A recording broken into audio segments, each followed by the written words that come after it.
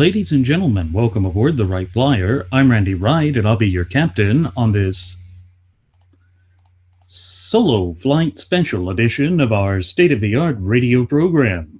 Folks, this will be the final boarding call, so if you please, claim your seats, fasten your seatbelts, kick back, relax, and enjoy the show while I go ahead and delve into the pre-flight checklist, as there really is a lot of news and information to get to before I may fully indulge you with your in-flight entertainment.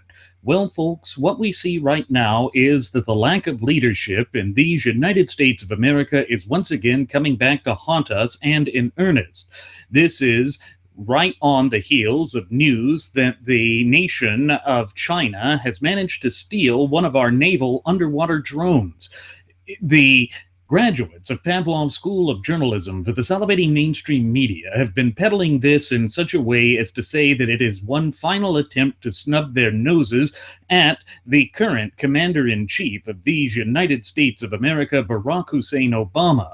But I think it goes a bit deeper than that. I think that this is China flexing their muscles, trying to get a leg up on incoming President-elect Donald J. Trump. We all know that throughout the campaign trail, Trump made it an issue to try and jab his small thumb into the eyes of the Chinese at every available opportunity. Now, that's not to say that the Chinese don't deserve it. They have certainly been abusers of civil and human rights. They have been manipulating their currency to once again try and gain political hegemony over the United States of America. But what it truly comes down to is that there is a power struggle that is going on in the geopolitical sphere. They are attempting to become the hegemonic superpower of the entire world, and that means that they see a light at the end of the tunnel in which they think that they can finally, fully, and completely displace the United States of America.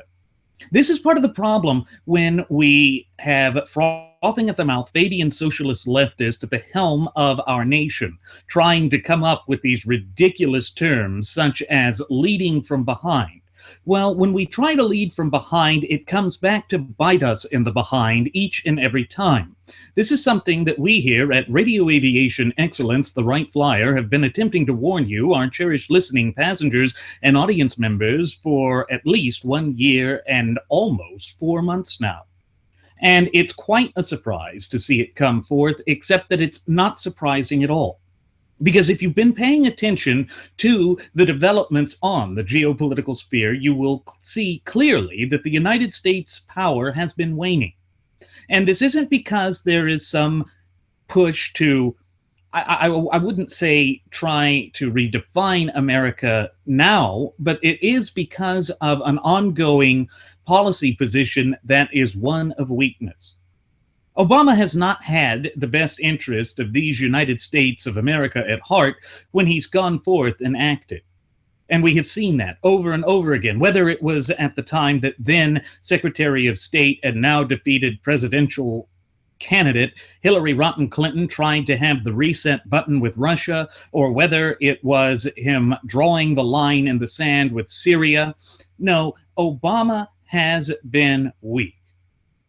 And it's interesting to note that Obama has also come forth and tried to make an ultimatum with Russia, saying that we will retaliate for the alleged involvement of Russia's hacking in our electoral process.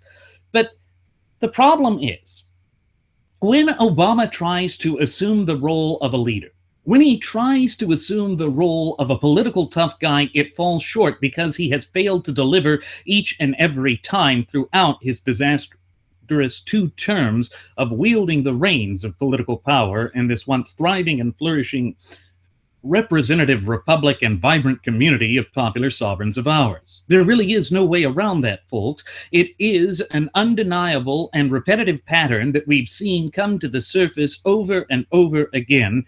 And unfortunately, even though President-elect Trump has assumed a position that on the surface appears to be that of America first, I am left with no reason to feel secure that he would put America's interests first.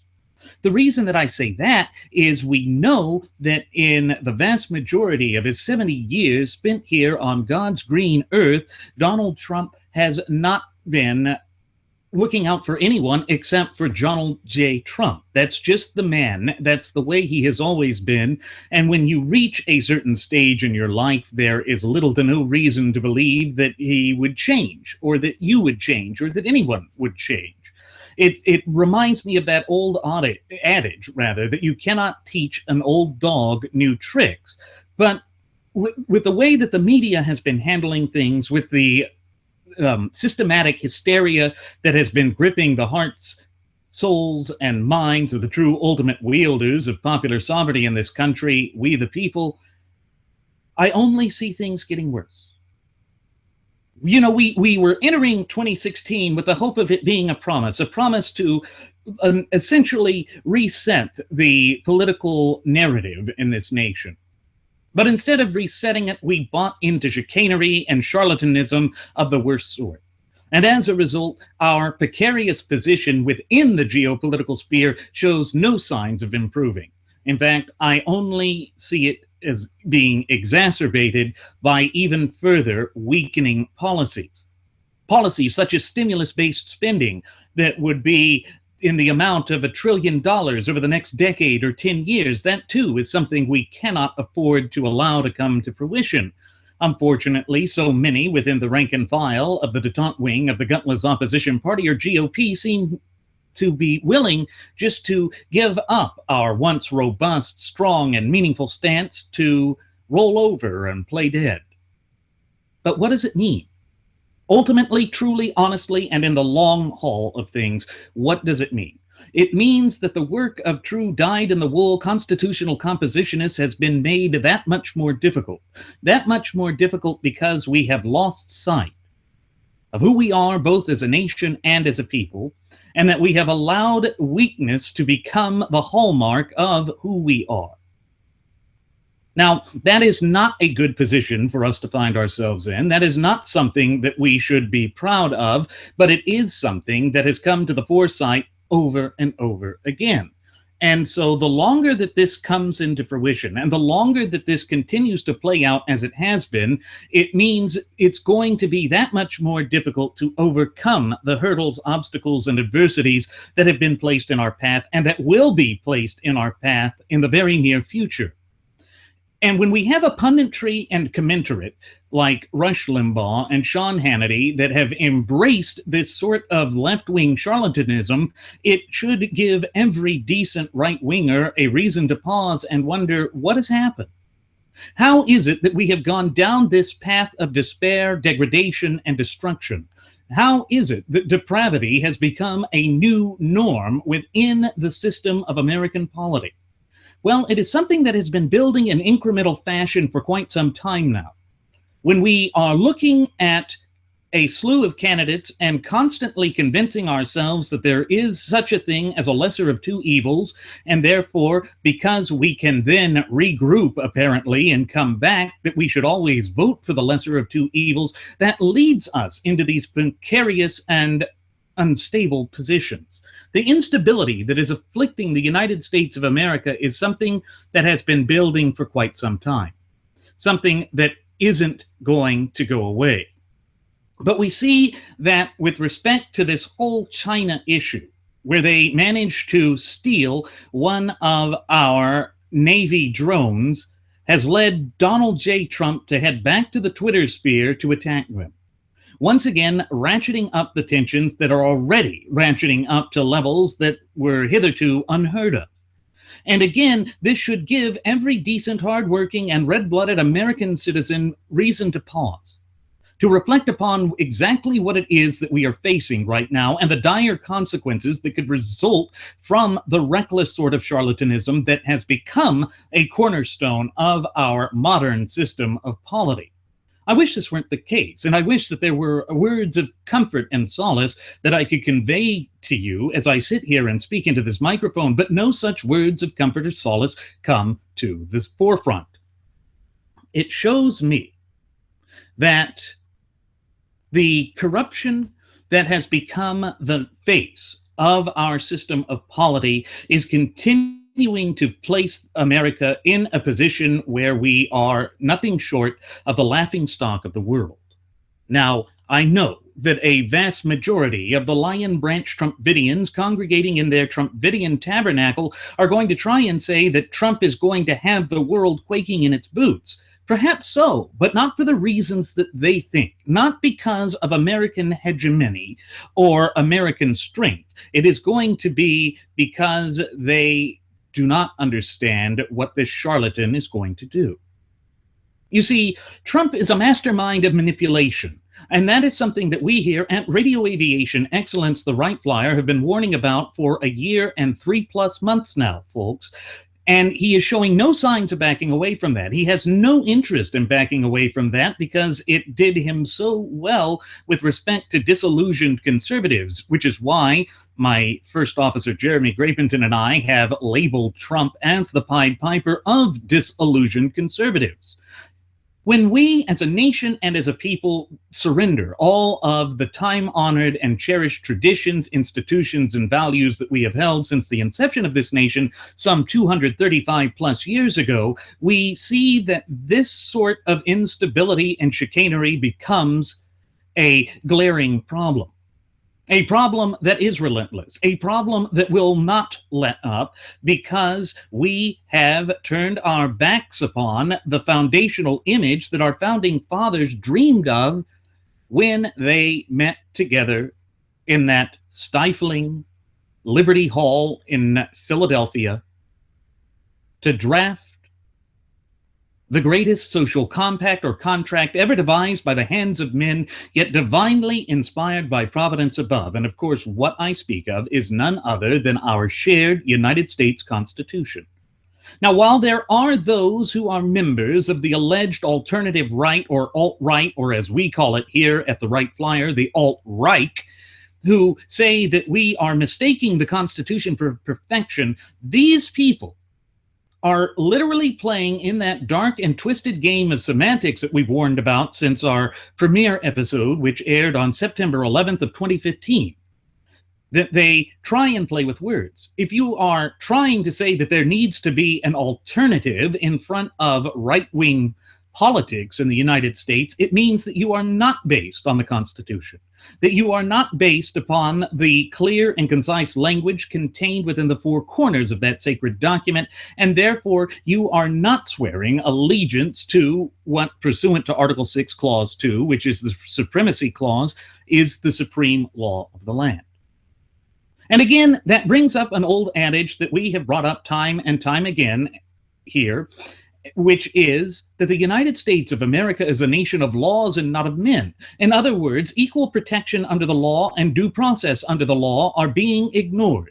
And the shills that are trying to make excuses for Donald Trump, who were once loud advocates for the Constitution, but now have seemingly abandoned that, they are doing whatever they can to come up with the most outlandish excuses to be apologists for the mafioso quafioso.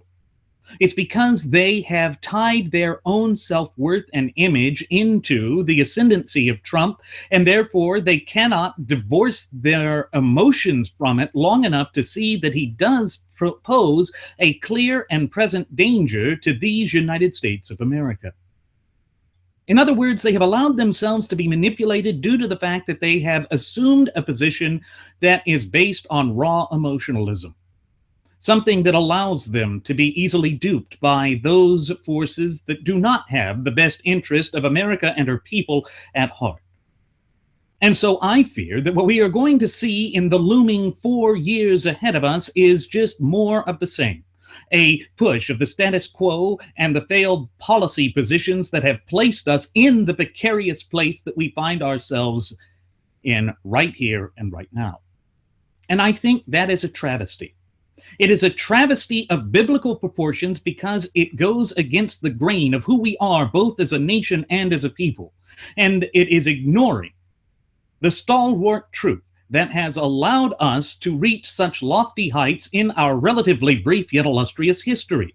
And again, it is because we refuse to embrace the key that will unlock the chains and shackles that have been impeding the true ultimate wielders of popular sovereignty in this once thriving and flourishing representative republic of ours, we the people. Now, why would I continue to pound on this drum? Why would I continue to beat on what seems to be a dead horse? It's because deep down, we know that what makes this nation strong and robust and what has allowed us to become the people that we are today is and has always been the natural law tenets that underpin our shared United States Constitution. It is only through the Constitution that we can begin to profess and to work towards practicable real-world solutions that literally will help restore this nation back onto the path to prosperity. And of course, that has always been easier said than done. When you consider that our institutions of education, our information media sources and outlets, as well as our popular culture have for generation after successive generation done everything within their power to tear down the pillars of society and to tear this nation apart at its seams, it means that we have to overcome greater hurdles, obstacles, and adversities than ever before. And it makes it even worse than when we realize that we're having to fight those who once proclaimed to be staunch allies in our cause of liberty. And so we see again, there are so many people that have rejected this notion of self-accountability and self-responsibility working in tandem, thereby giving us self-determination in order to seek some sort of messianic figure within the halls of government to save them.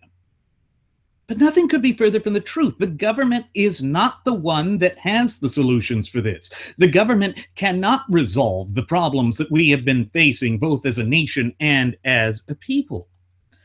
And part of that problem is we know that Trump and those within his camp have been promising the moon, which is something they cannot deliver upon.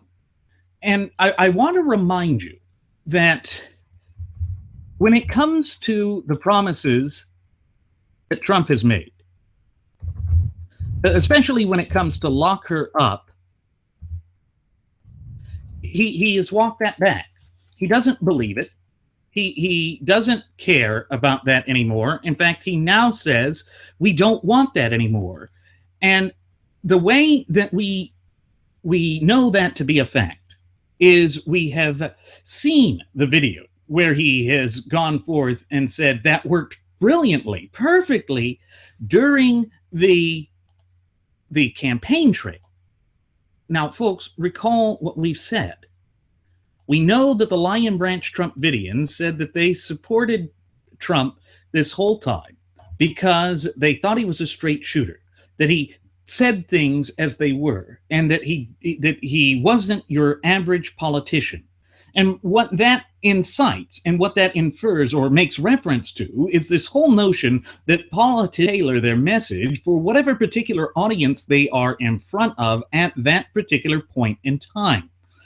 Unfortunately, we see now that Trump, by his own admission in front of the cameras of the rank and file of the graduates of Pavlov's School of Journalism for the salivating mainstream media, has admitted to being that sort of a person, has admitted to custom tailoring his message to a particular audience just to get what he needs at that point in time. But of course, what we have always said here at Radio Aviation Excellence, the Wright Flyer, is not just to take our word for it, not just to believe what we say without any thought to it. We want you to hear it from the man himself. So I've got that clip, and I'm going to go ahead and cue that up now. Is seemingly already going back on one of his campaign promises. You'll remember he promised to appoint a special prosecutor to investigate Hillary Clinton for using a private email server that happened during one of the debates. Well, listen to what he said at one of these thank you rallies just last night.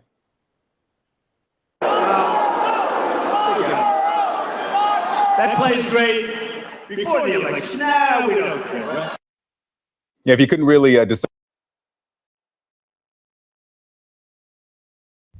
That plays great before the election, but now we don't care.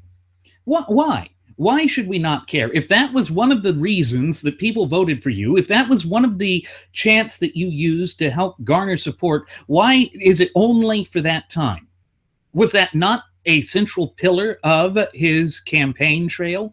Was that not one of the ubiquitous promises that he made over and over again? It goes to show that what we have said here for the past year and 3 months, that Trump is certainly not the man that he claims to be, is damn near prophetic in what it was projecting and the message that we were conveying unto you, our cherished listening passengers and audience members. It means that he was not serious about it, that he only sought to get your support out of it, and that was all that mattered. In other words, the truth becomes a victim once again because of the chicanery that has become the new established norm in the American system of polity. That is something that troubles me. Because if we recall, one of the things that the founding father Sam Adams said, for our republic to be a robust and successful republic is that we must be a virtuous people.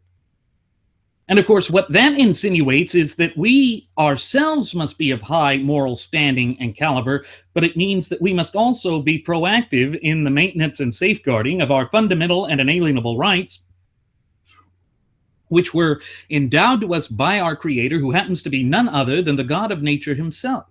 So that means that we also have to vet those who are vying for the reins of political power in this once thriving and flourishing representative republic and vibrant community of popular sovereigns of ours. Unfortunately, that is not what came to fruition in this disastrous 2016 presidential election cycle.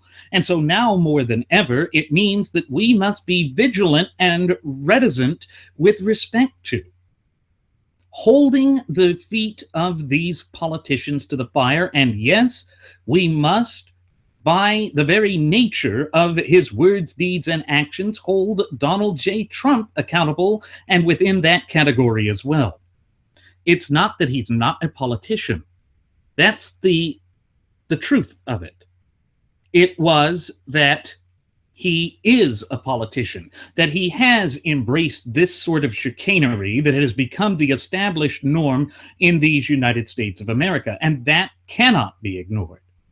Yet the acolytes that have been bowing down and prostrating themselves in front of his golden throne have fallen into that trap. They have allowed themselves to be manipulated. They have allowed themselves to essentially believe that this man can say and do no wrong. But we here at Radio Aviation Excellence, the Wright Flyer, have been telling you for so long that nothing could be further from the truth. And so, as we approach the change of power in this country, we have to realize that even though the Republican Party won in this election, we can't be so certain that conservatism, and we damn well are certain that constitutional compositionism, did not win in this election cycle. We were stripped and deprived of our voices due to the chicanery that occurred during the primary process. And no, this isn't being quote-unquote butthurt as the Lion Branch Trumpidians in their brash vulgarity would like to proclaim and have us believe. Part of the problem that we have here is that the United States is in dire economic straits. We have been for a long time. And the other additional aspect of this is that we have for far too long placed too much of a primary impetus upon the economy itself. But as my first officer, Jeremy Grapington, has oftentimes reiterated on previous episodes of Radio Aviation Excellence, the Wright Flyer, the economy in and of itself is not important. It is rather a symptom of the overarching illness that has been plaguing the United States for generation after successive generation now. And that illness is the fact that those who are in the upper echelons of the system of polity in these United States of America have been doing everything within their power to further distance and divorce ourselves from the supreme law of the land, which, pursuant to the Supremacy Clause, is none other than our shared United States Constitution. that comes to the forefront each and every time, because that is the one true, unyielding solution. You see, when we go back to strict adherence to the clear and concise language contained within the four corners of the Constitution at all levels of government, that is when we begin to bring this nation back from the brink of ruin. In fact, it is the only way that we can bring this nation back from the brink of ruin. Everything else is a penultimate concern. Everything else is but a separate problem that spirals out from the overarching problem of a lack of legality with respect to the American system of polity. Now, I wish that weren't the case. I wish that we had a conservative constitutional voice that managed to get somewhere. But because the American people allowed themselves to be whipped up into such a raw emotional frenzy, into a state of hysteria, for lack of a better term, we find ourselves in this untenable situation. And the instability that is occurring not only in domestic politics, but within the geopolitical sphere as well, has been brought about because people refuse to step back from their emotions to essentially think about things in a logical, pragmatic fashion, and therefore they just allowed this to come to fruition. They allowed their emotions to get the best of them, and that is always a dangerous place for us to place ourselves. Because when we stop and think about it, how is it that we managed to become so successful in our relatively brief yet illustrious history here on God's green earth? It is because we allowed ourselves to build this nation and our system of polity upon the bedrock foundations of the natural law tenets. Those tenets which by their very nature are immutable, meaning they're just as applicable today as they were at their inception some 235 plus years ago, as God willing they will be some 235 plus years from today. So that requires that we think and act in a logical fashion, that we don't just rawly emote, because when you rawly emote, that is when you begin to be misled, led astray down the path to totalitarianism and absolutism. We can't afford that. The United States of America was never designed to be an authoritarian nation. We were never designed to have the pillars of power and the reins of political power concentrated in the hands of a singular individual, entity, or even branch of government. That goes to the whole notion of the separations of power. Our founding fathers believed in that. They were willing to risk everything, including their sacred honor, to achieve that. And again, when you look at the root causes, the primary causes of that long, drawn-out, bloody affair known as the American War of Independence, you see that our founding fathers were standing up to a centralized power and authority within their enemies. That being the centralized power of the Crown and Parliament in Great Britain. And therefore, they were striving to have something that would more easily address the issues of the American people. And think about that for a moment. Does not a local municipal government have the better ability to address the particularized problems and issues that arise with respect to their communities? The answer is undoubtedly yes. And the other reason that we want the local to state level governments wielding greater power is because the true ultimate wielders of popular sovereignty in this once thriving and flourishing representative republic of ours, we the people, exert greater power, influence, and control over those branches of government as opposed to the federal government.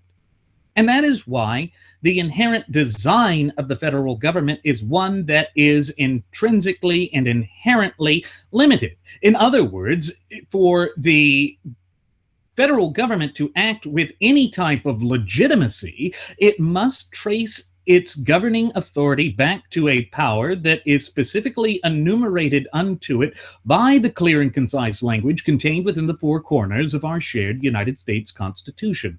That is Civics 101, and I know that we have repeated it to the point of ad nauseum here at Radio Aviation Excellence, the Wright Flyer, but it is of such importance and it's so on point that it does bear repeating.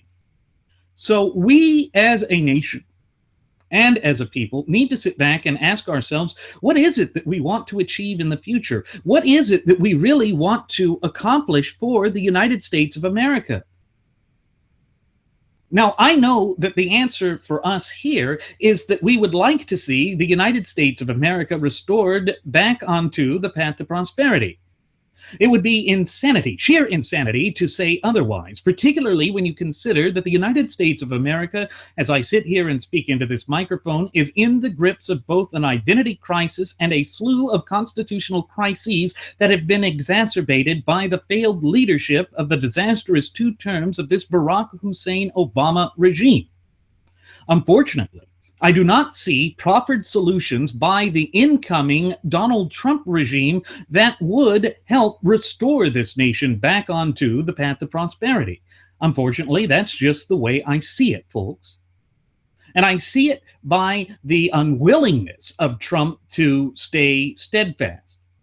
One of the things that we have said over and over again all throughout 2016 is that Donald J. Trump is consistently inconsistent. And the reason that he is consistently inconsistent, folks, is that he does not believe in anything. We know that Newt Gingrich went forth onto the media sphere to say that Trumpism is a new ideology, except that when he went out to define and lay out the tenets and principles of this philosophy, if we can even call it a philosophy, he essentially proved beyond a shadow of the doubt that it stood for nothing. That this entire regime has been about nothing other than power, corruption, manipulation, and control. Power, corruption, manipulation, and control is the same thing that Hillary Clinton was about. Again, this is why it is so dangerous to allow ourselves to be whipped up into a state of hysteria and to shut off our mental faculties and to ignore the world around us. It is also why I have so oft times on previous episodes of Radio Aviation Excellence, the Wright Flyer, said that the loudest acolytes of Don Trumpolini were suffering from acute ostrich syndrome. In other words, they were shoving their heads up their posterior as opposed to the sand and refusing to acknowledge the reality as it unfurled around them.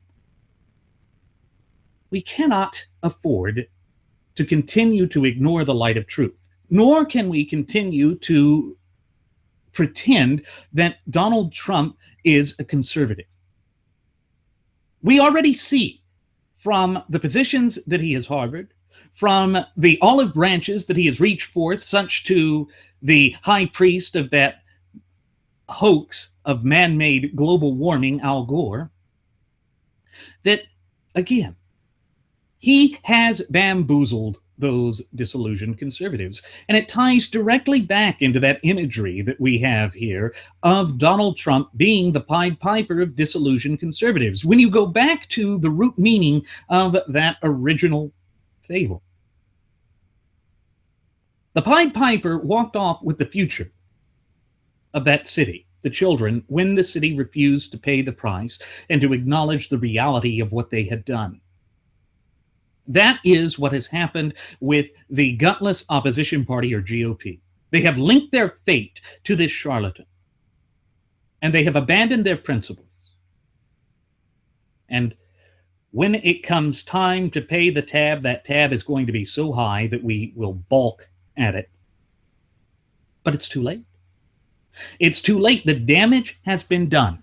The damage has gone forth, and we must now face the consequences for our actions. Again, that is part of what it means to have self-accountability and responsibility working in tandem to give us self-determination. It means also that when we forget the central tenets and those attributes that have made us a great political power and a force for good in the geopolitical sphere, then we begin to weaken. And so we tie that back into China stealing our naval drone, our naval underwater drone.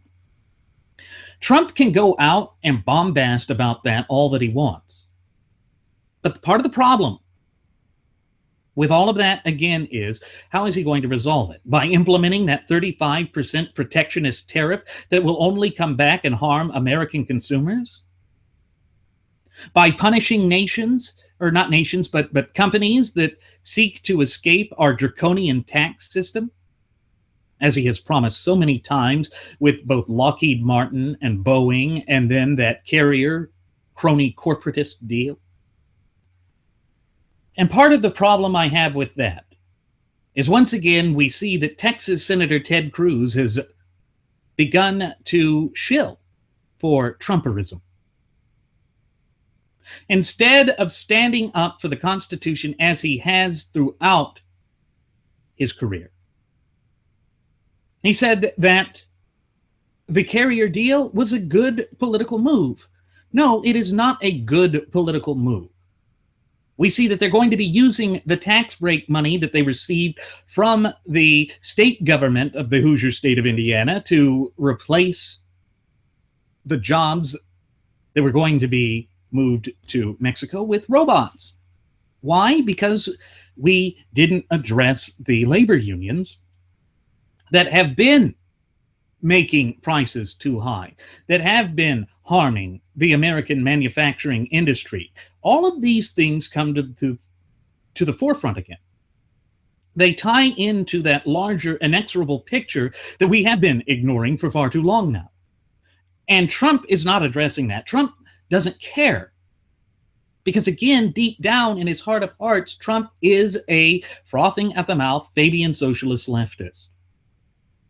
There's no way to deny that. In fact, some of his loudest acolytes, including dear friends of mine, have said that he's no conservative, but that doesn't mean that he won't govern as a conservative. Well, I'm not sure where they're getting that point from. I'm not sure where they are getting the authority to make that kind of argument, because when you look at the great weight of the evidence, it is clear. It is open and obvious that this man is not going to be restrained in governing, that he is not looking to limit the scope, application, and exercise of power by the federal government, as is mandated by the clear and concise language contained within the four corners of our shared United States Constitution. And as a direct consequence and result therefrom, we are going to see the problems that are ailing and afflicting this once thriving and flourishing representative republic and vibrant community of popular sovereigns of ours be exacerbated. They are going to worsen exponentially. And again, it's because we chose to disregard the truth, that we chose to ignore the political fibers that made us strong from the beginning. And again, it comes down to a notion that Trump just is about himself. And it's tragic, really, when you stop and think about it, because Trump has a way of saying things that simply aren't true, that he's about himself. And, you know, there's ways to see this from some of the interviews that he's given since he won the election. And one of them is with Fox News, particularly with Fox News Sunday host Chris Wallace, who just went out of his way to help Trump during the primary process. And I want to play a part of this interview and then discuss it in greater detail. So here we go. From Fox News in Washington, Donald Trump is running a presidential transition unlike any other, acting in some ways as if he's already commander-in-chief. Because of that, we're calling this hour the Trump Way. The president-elect sat down with us for his first in-depth interview since he started naming his cabinet and setting his agenda for an administration that starts in less than 6 weeks. We began with breaking news. The explosive story that the CIA has determined Russia hacked into Democratic files not just to destabilize the U.S. election, but to push a specific objective. Well, let me start with that. Let's start with just how significant of a threat that is. America has always prided ourselves on being ruggedly individual, ruggedly independent, not one who bows down to the whims of the geopolitical sphere. That is what has led us to be leaders of the free world. But now we see that these things come forth, and I know that there are so many who are saying that this is just the CIA trying to play left-wing politics. But I don't see it that way. I don't. Because the CIA had given warnings before, during Obama's term, that some of the things he was doing was not good. What we have to do is to realize that where there's smoke, there is more often than not fire. And the fire that is here is one that is dangerous. Yes, there has been propaganda in past election cycles. And yes, there have been foreign entities that have attempted to influence American polity in years past. But to see that it has come forth in such a strong, robust, and repetitive fashion as it did all throughout the 2016 election cycle is something we cannot ignore. It is something that just comes to the surface over and over again and presents a clear and present danger to our continued hegemony in domestic politics as well as in foreign policy positions. Because if the United States of America is basically led astray with even a false perception, we have stated so many times before that in American politics, these false perceptions oftentimes matter more and have a more significant impact than reality. Now, that's not new. We see that happened in 1898 when William Randolph Hearst, with his newspaper conglomerate, tried to basically influence American public policy and public perception with yellow journalism to whip up support for Theodore Roosevelt's little war there in the Spanish-American War of 1898. That was an influence. And yes, the media has been corrupt. And the way that so many in the alleged right-wing punditry and commensurate are acting as though we just need to say that it's the media being unfair as always, that's not just part of the problem. I mean, yes, it is a part of the problem, but it is not the driving impetus or force behind the problem. That it is but a part of the problem. And if we want to get to the root of the problem, we have to dig deeper. And so we see that we have to pay attention to the dangers that are there. And they are there. They are those sorts of dangers that just do not quickly go away. And so we'll continue with a bit more of this. According to the Washington Post, the CIA has concluded that Russia intervened in the election to help you win the presidency. Your reaction? I think it's ridiculous. I think it's just another excuse. I don't believe it. I don't know why. And I think it's just, they talked about all sorts of things. Every week it's another excuse. We had a massive landslide victory, as you know. A massive landslide victory, as you know. That's how he excuses it. Well, remember, that's like what Barack Hussein Obama said after the 2012 election, that elections have consequences. Sure, elections have consequences, but this is more something than that. This is something that destabilizes our representative Republican form of government, and I am not impressed with the answer that President-elect Trump gave there, because it is not something that gives me confidence that he is thinking about the future stability and security of our nation.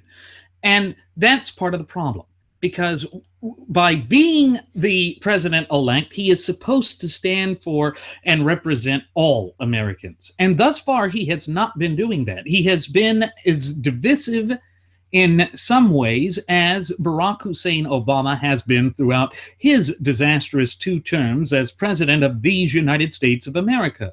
I think that part of the problem is, and it's something that we have reiterated on previous episodes of Radio Aviation Excellence, the Wright Flyer, that we have lost touch with and lost sight of the overarching good of this nation. The realization that the United States of America is far greater than the sum of its parts. The whole is greater than the sum of its parts. And that aspect of American exceptionalism is deeply rooted in the constitutional pillars of our nation, is deeply rooted in who we are as a nation and as a people.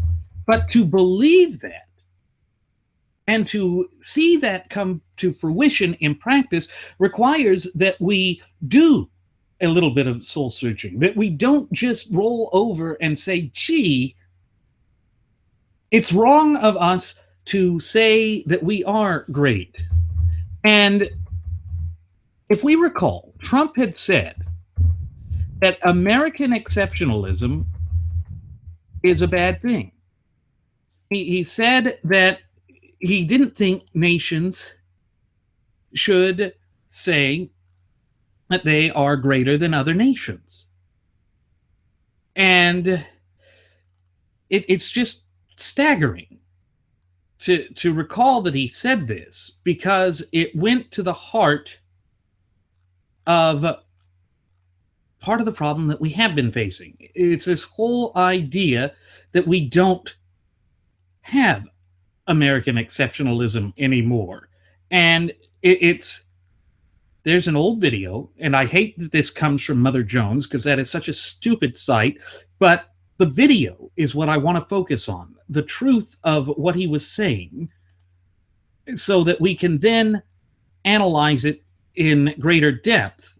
And so I'm going to go ahead and cue this up now, because it is so important, and then we'll discuss it. Define American exceptionalism. Does American exceptionalism still exist? And what do we do to grow American exceptionalism? Okay, well, I don't like the term. I'll be honest with you. And people will say, oh, he's not patriotic. Look, if I'm a Russian, or if I'm a German, or if I'm a person we do business with, why, I don't think it's a very nice term. We're exceptional. You're not. First of all, Germany's eating our lunch. So they say, why are you exceptional? We're doing a lot better than you. I never liked the term. He never liked the term. And the reason he didn't like the term is because deep down, as we have been near prophetic in our warnings about for a year and 3+ months now, is that deep down in his heart of hearts, he is a frothing at the mouth Fabian socialist leftist whose interests have always been about self-promotion and self-promotion alone. He's not interested in the plight of the true ultimate wielders of popular sovereignty of this once thriving and flourishing representative republic of ours. He is interested in his own self-aggrandizement at the expense of the popular sovereigns. Again, when you see that that is what comes to the forefront over and over again, it should be reason to pause. It should be reason to think about what's going on. And so we go back to the interview with Chris Wallace, keeping in mind that Trump doesn't believe in American exceptionalism, and we listen to the stuff that he was saying again, and it should once again be reason to pause, reason to think, hey, maybe he's not really doing all that he claimed he was. In the Electoral College, I guess the final numbers are now at 306, and she, down to a very low number. No, I don't believe that at all. You say you don't know why. Do you think that the CIA is trying to overturn the results of the election, or somehow to weaken you in office? Well, if you look at the story and you take a look at what they said, there's great confusion. Nobody really knows. And hacking is very interesting. Once they hack, if you don't catch them in the act, you're not going to catch them. They have no idea if it's Russia or China. But they do. They do, through something known as IP tracing. That's how cybersecurity works. You don't usually catch the people in the act. You see that you've been breached, and then you run a traceback. And sure, they can use proxy servers or whatnot to try and cover their trail. But if you've got strong enough equipment, you can trace it back. That's what back tracing is about. So again, he is trying to obfuscate the truth. He's trying to sweep this all out of the way to create a better image for himself in the long run, when in fact, much of what he's saying couldn't be further from the truth. And that's part of the major and significant as well as substantive problems that we are facing both as a nation and as a people. We see that those who are the political powers that be, the ones that currently wield the reins of political power or who are about to assume the reins of political power, have no reservation with regard to lying to the true ultimate wielders of popular sovereignty in this once thriving and flourishing representative republic of ours. That is a position we can ill afford to find ourselves in, particularly when you consider the great weight of the problems that we are facing. Our very sovereignty hangs in the balance, and that is something that the rank and file of the graduates of Pavlov's School of Journalism for the salivating mainstream media have not been willing to discuss, have not been discussing in any open, honest, or true format. And so we see that it just is a continuation of the problems we've been facing. It is a further exacerbation of the problems that we have been facing. And unfortunately, it shows no signs of improving within the foreseeable future. So that once again leads me to present a question to the American people. What is it that we are hoping to achieve? What is it that we want to accomplish? Well, anyone who stops and thinks about that in an honest fashion, in an intellectually genuine fashion, will sit there and say that what we're wanting to do is to restore the United States of America back onto the path of prosperity. But how can you do that when you have a leader who did not believe in American exceptionalism, who says American exceptionalism is unfair, who said, as this clip demonstrates, that we aren't who we are by grace of those natural law tenets that by their very nature are immutable? This man, again. And perhaps that's because I don't have a very big ego and I don't need terms like that. But honestly, he doesn't have a big ego? Really? Let's continue.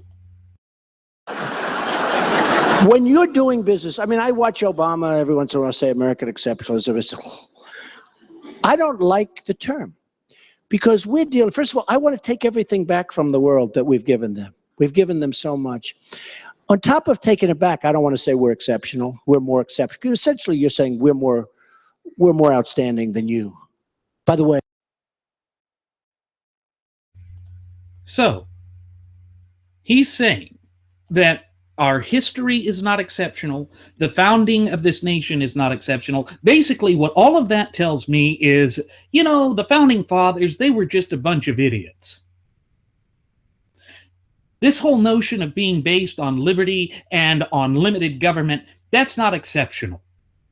It was unique. No other nation on the face of God's green earth had ever attempted to basically form itself around the notion that sovereignty rested in the hands of the people and that we were based on the fact that we, in our capacity as sovereigns, were endowed with fundamental and inalienable rights.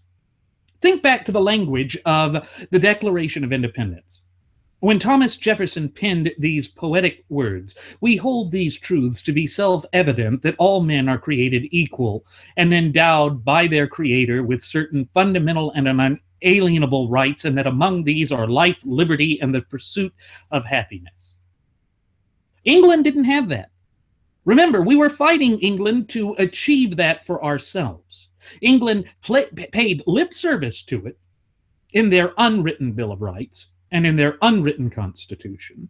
But we, in these United States of America, took the natural law tenets that were first codified in the Magna Carta at that muddy, swamp-like field at Runnymede in the summer of 1215, and expanded upon in the provisions of Oxford under Henry III, and then ultimately expanded in the Declaration of Independence, the Articles of Confederation, and truly reaching its pinnacle with our shared United States Constitution. That is exceptional. It's exceptional because it is recognizing that the true natural order of things rests with the people, that the people are the true arbiters of power and authority, and that when the government breaches the contract that its terms and conditions, that being our Constitution,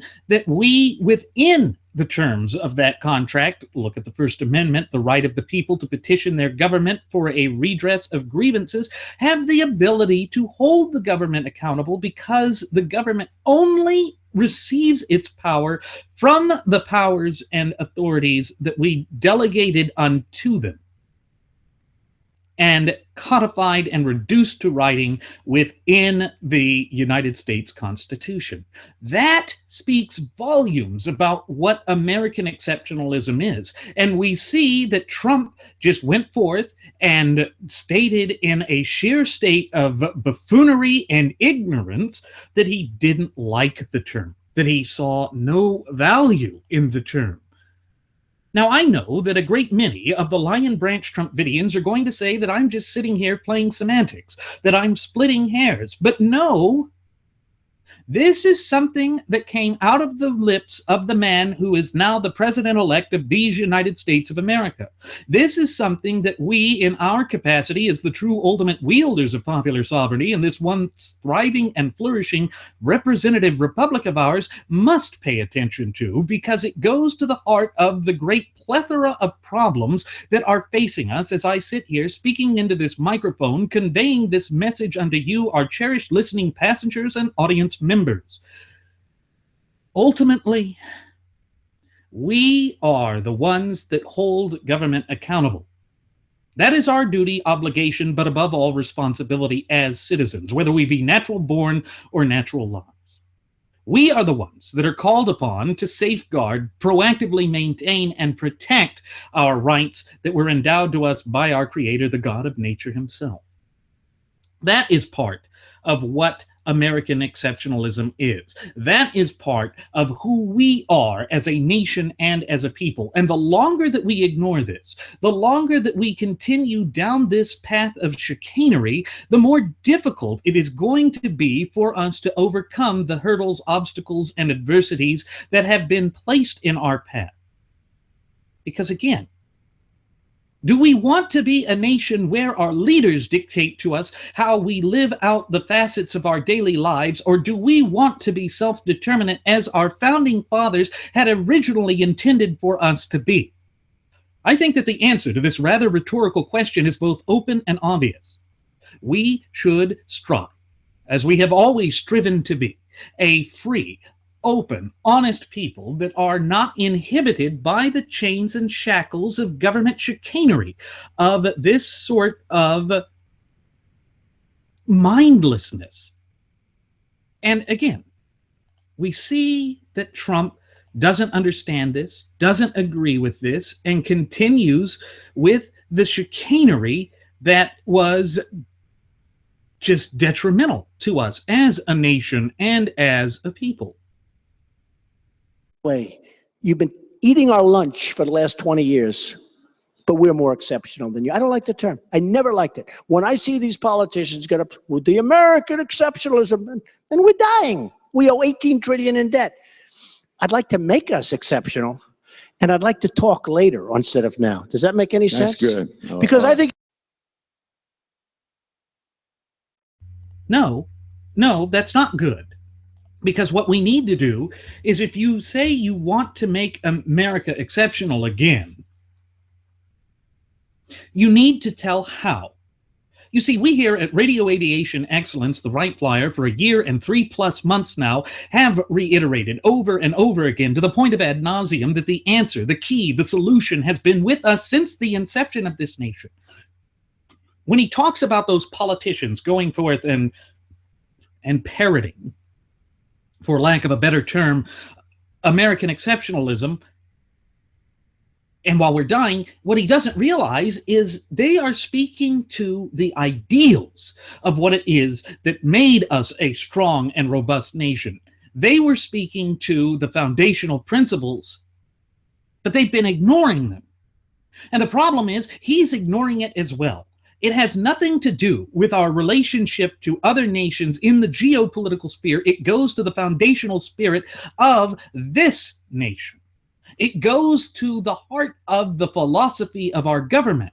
And recall that Maggie Thatcher, the late Prime Minister of Great Britain from the 1980s, said that Europe was founded upon history, whereas the United States of America is founded upon philosophy. And that philosophy of which he spoke was the natural law tenets. The same natural law tenets that continue to be the bedrock foundation of not only our shared United States Constitution, but our constitutionally endowed Federalist representative Republican form of government. That is the intrinsic and inherent part of our nature. That is American exceptionalism. But of course, Trump has stated by his own fruition that he has not once read the Constitution from cover to cover, because he never found any inherent or intrinsic value in the document. That's part of the problem. When we ignore the Constitution, and when we distance and divorce ourselves from the clear and concise language contained within the four corners of that sacred document, that is when we continue to exacerbate the problems that are facing us as a nation and as a people. That is why we say that it is absolutely imperative that we foster that fluent and working knowledge and understanding of our Constitution, and thereby our fundamental and inalienable God-given rights, because it empowers us both as a nation and as a people to stand up to these charlatans, these hucksters, these carnival barkers, these snake oil salesmen who, come hell or high water, are determined, are hell-bent on destroying us and replacing our system of government that is the longest contiguous or uninterrupted system of constitutional republicanism in the entire course of human events. He doesn't speak about that. He doesn't recognize that there is an inherent exceptionalism with respect to that. And that's part of the problem. That is why it is so difficult for conservatism to catch on. It's because we turn to charlatans like this man, who have no interest in what it was that really made this nation exceptional to begin with, who have no inkling of what it is that made us successful throughout the years. Instead, they show their ignorance and proclaim that through their ignorance they understand what's best for this nation, when in fact nothing could be further from the truth. I wish that weren't the case, but it is the case. It is what we see with the man over and over again, as though he does not care about the truth, because truth be told, he does not care about the truth. That is the danger of this man. I think you're insulting the world. And you know, Jim, if you're German, or if you're from Japan, or you're from China, you don't want to have people saying that. Right. I never like the expression. And I see a lot of good patriots get up and talk about America. You can think it, but I don't think we should say it. We may have a chance to say it in the not too distant future, but even that is moral relativism. That is one of the twin cancerous doctrines that we here at Radio Aviation Excellence, the Wright Flyer, have declared war upon. The twin cancerous doctrines of political correctness and moral relativism. You see, Trump is saying we have to care about the feelings of other nations. instead of focusing on what made us great. You see, that also is contradictory to that shallow, hollow, empty, and meaningless platitude that was his campaign slogan throughout this disastrous fiasco of a 2016 presidential election cycle. MAGA, as they're doing it now, but Make America Great Again. Of course, as my first officer Jeremy Grapington and our first Air Marshal Mr. Nelson Ward have reiterated on previous episodes, just as yours truly has reiterated on previous episodes, the problem with that statement, the problem with that meaningless platitude, is that it presupposes that America ever ceased being great in the first place. Now, you could hear over and over again, reiterated by the mafioso Quafioso in that interview, when asked to define American exceptionalism, he did state that America ceased being great. How? We still have our Constitution. Yes, it's battered and bruised. Yes, it has come under assault. And yes, it is going to be assaulted under his tutelage as well, unless we, in our capacity as the true ultimate wielders of popular sovereignty in this once thriving and flourishing representative republic of ours, put our foot down or put it up his posterior, will continue to be assaulted. We can stop him. And we would have said the same thing about Hillary Rotten Clinton. We would have said the same thing about these nefarious forces. And it is going to literally take us a long time to overcome these things. And it is just a problem, one that is not easy to overcome. And we have to overcome it. We have to. Because that is the only way that the nation can be restored to the path to prosperity. It requires that we admit that these problems exist, that they are there, that we cannot ignore them, and that we, in our capacity as the popular sovereigns, overcome it. Because that is part of self-accountability and self-responsibility, working together to give us self-determination. Self-determination is rooted in the principles of who we are, both as a nation and as a people. It goes to the heart of how our nation was founded. And so we have to acknowledge that. We have to believe in that, because that is who we are. And with that said, it is time for us to begin our descent. I'm going to go ahead and send the flight attendant back for one last round of alcohol. Folks, she's not there to steal any drones or things like that. She's just there to pour alcohol for you. As always, I'm your captain, Randy Wright, and I want to thank you for choosing to fly the Wright Flyer. Should you have any questions, comments, concerns, or even topic suggestions, and you just want to talk with us, please feel free to leave your comments and concerns either here in the comment section at YouTube or on our Google Plus page or our Facebook page. And on top of that, I invite you to follow us at Twitter with the Twitter handle at Radio Aviation EX. One more time, folks, that's at Radio Aviation EX. And there you will find the departure board that lists both my first officer, Jeremy Grapington's, as well as my own Twitter account, our personal Twitter accounts. You will find the Blogspot account where we put up alternative links to the videos, as well as audio-only versions of our state-of-the-art radio program so that you can watch or listen at your leisure and in the format you so desire. And then there is the Cafe Press account. You can find those last-minute Christmas shopping gifts with either our first original Radio Aviation Excellence, the Wright Flyer logo on it, or our first class passenger logo on it, or the two Uplifting America logos on it. Even if it arrives after Christmas, it's a great New Year's gift as well. It's hats, shirts, shoes, watches, clocks, neckties, buttons, jewelry, drinking glasses, shot glasses, mugs, thermoses, you name it, they're there at reasonable prices. So you're sure to find something that meets your needs. Give us a little bit of support and support yourself, folks, because that is the way, through the free market, that we place this nation and restore this nation back onto the path to prosperity. We will see you again next time. Please do take care.